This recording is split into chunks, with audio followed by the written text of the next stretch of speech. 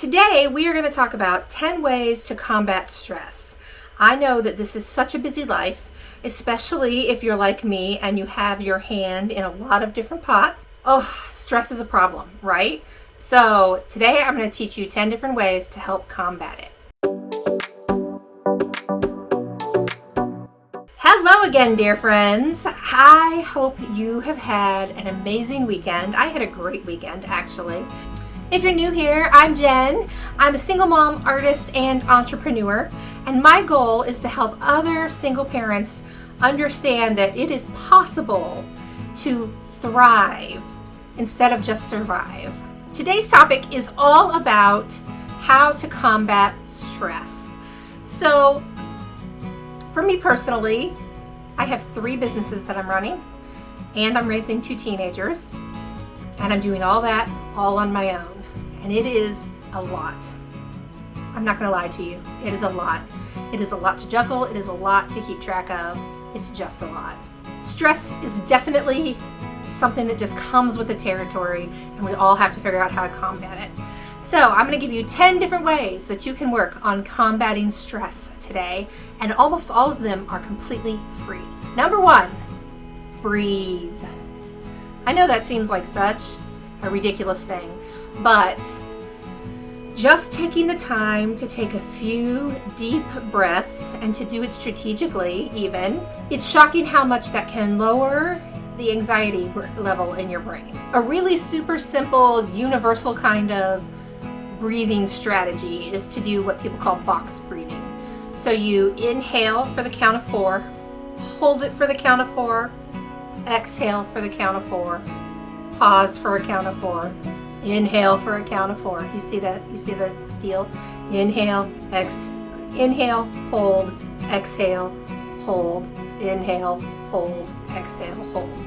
So it's like a box. Take 10 or so big, deep, cleansing box breaths, and it will be you'll be amazed by just how much less anxious you feel in just the 5 minutes that takes to do. Number 2, meditate. And you can do that with your breathing. So I like to practice box breathing during my meditation only because I find it really hard to just clear my brain and not think about anything and just concentrate on the sounds around me or even just the darkness in my own head. I need something to grasp onto and concentrate on. So I do the breathing because if I'm concentrating on counting to 4 over and over and over again, that is where my focus is. I have to have something to focus on in order to clear my mind, which seems really, I don't know, weird to me personally. Maybe it's just easier for other people. I don't know. For the longest time, I thought I was doing meditation wrong because I couldn't not think about anything. Well, you're gonna think about stuff because your mind wanders. That's the whole point of meditation, is that you're training your mind to focus on stillness instead of focusing on all the crap in your head. It's a really great practice. I highly, highly suggest you give it a try. When I do it every day, my stress levels overall are lower, and I can feel that. When I stop doing it, because I decide I'm too busy or whatever, I notice that my stress levels change again. It's all mind over matter. Number 3 is exercise. Now, I know that everybody says this, right? Everybody says exercise is a key to combating stress. And it is because it releases endorphins, which negate cortisol, which is the stress hormone. So endorphins give you all those feel-good chemicals. But here's the kicker. You don't have to go run 4 miles to release those endorphins. You don't have to go lift weights for an hour and a half to release endorphins. All you have to do is move your body. So if your exercise plan is to crank up the music and have a kitchen dance party for 20 minutes, do it. You'll be amazed by how much better you feel by just moving your body and releasing a little bit of those endorphins. Now, the harder you work out, the longer you work out, the more sustained, the more endorphins you release, the more sustained those less stressed feelings are. So if you have time to run a mile, great, do it. But if you don't have time to run a mile, or if you're just not an exercise kind of person, have a kitchen dance party. Number 4, and this one is so much easier said than done, that is get enough sleep. I am a terrible sleeper. Absolutely terrible sleeper. I have a lot of insomnia. It's gotten worse as I've gotten older. And when I'm stressed out, it's worse. If I'm already stressed, I'm gonna get less sleep. It is a vicious cycle. But when you don't get enough sleep, your body produces more of that cortisol, which is the stress hormone, which makes you feel more stressed out. It also just affects your overall health and well-being. So if you can do anything at all about getting better sleep, for the love of God, do that for yourself. Number 5, connect with other people you feel supported by. This is your network. These are your friends, your tribe, whatever you want to call them.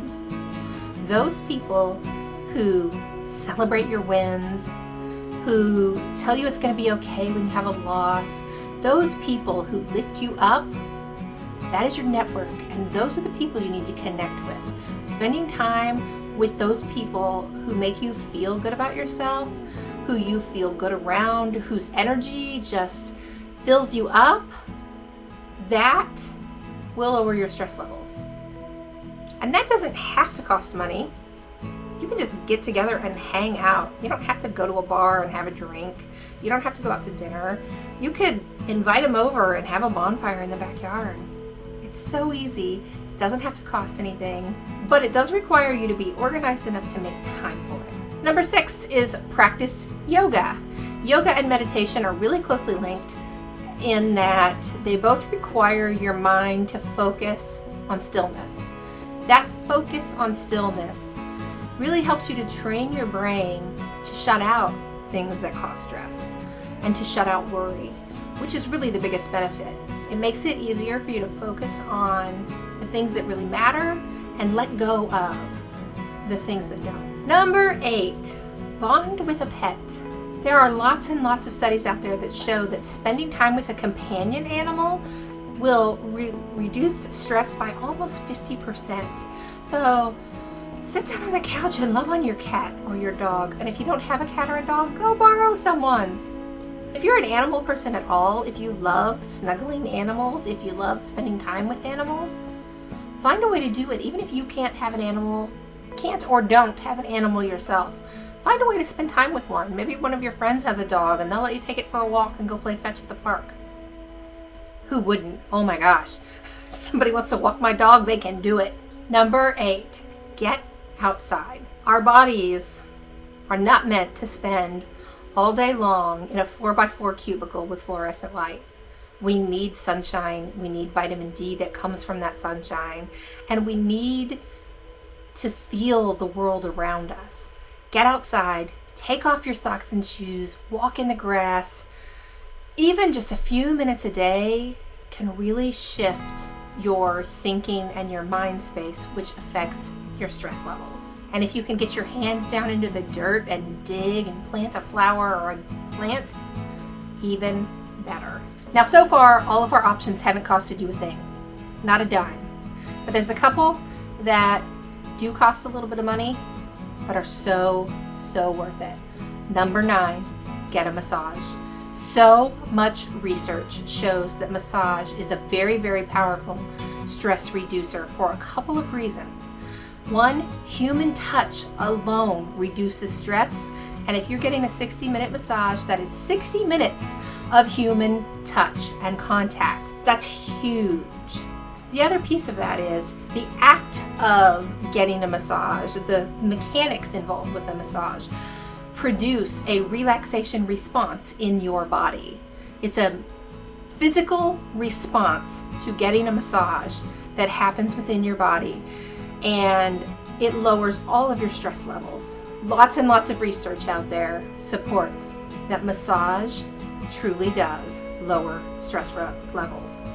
So if you can afford to get one once a month, twice a month, once a week would be amazing, but I know most of us can't do that. But once or twice a month would make a giant difference in your mental health. And last but not least, number 10, if you are really struggling, find a counselor. I live in the United States where there's been a big stigma on counseling and therapy for a long time. Mental health just has never been considered a super important aspect until recently, and that's a fabulous change and one we all should be embracing.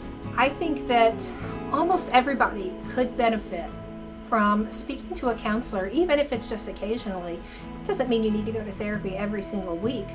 However, if you do need to go to therapy every single week, then do it. Do it.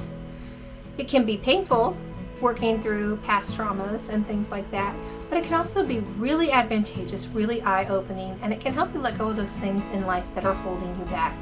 And it's shocking how much of our stress levels can be relieved by figuring out how to work through things that have been bothering us.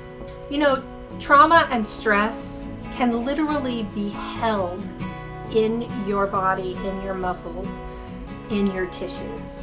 And finding ways to let go of that trauma and stress will just go so far into helping you be a better person, be a better mom, be a better dad, be a better partner, a better friend, a better worker, a better entrepreneur, a better everything. Because really, when it comes down to it, if we're not growing, we're dying. So keep growing, my friend. Keep growing. Bloom like the flower that you are. And do that by taking better care of yourself. Thanks for joining me today. If you liked this video and this content, please, please, please drop a comment and a like below. Let me know what you loved. Let me know what you hate. Let's talk about it.